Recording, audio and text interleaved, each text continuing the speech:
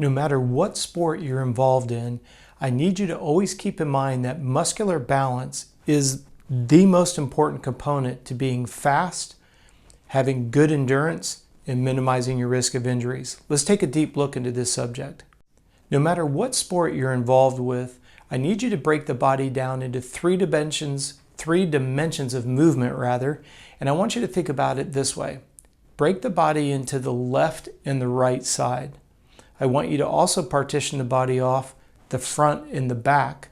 And then I want you to also think about breaking the body up into what's going on above and below the belly button. Think about that as three dimensions of movement. Now, when it comes to being strong in any specific sport, I think no matter what sport you participate in, you're going to notice that every time you move, you break all three of those planes. Now, this becomes incredibly important because what we refer to with all of our clients is muscle symmetry, balance, and productivity. So for example, if you've ever injured your right leg, that right leg more than likely is going to have a smaller diameter because of the atrophy of the muscle, the shrinking of the muscle associated with inactivity, particularly if it's been casted. So the very first thing I want you to ask yourself is, do you have the same size muscles on the left and the right side, quads and calves, just as a nice visual and a reference point? If I looked at your upper body, would I see the same right size bicep?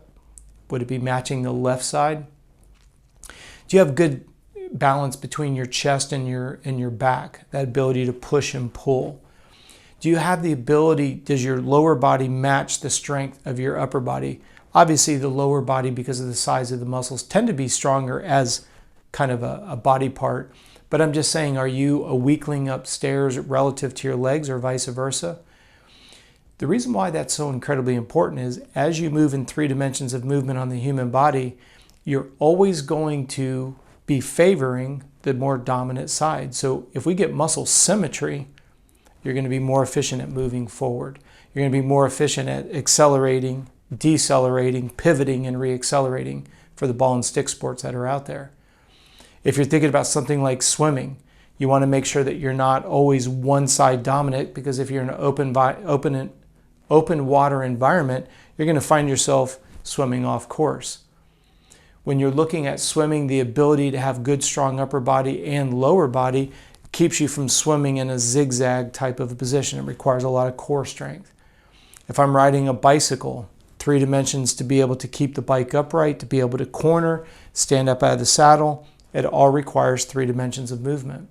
If you're riding a motorcycle, you're also breaking the motorcycle into three parts: above and below the seat, in front and behind the pegs, left and right side of the motorcycle on the pegs.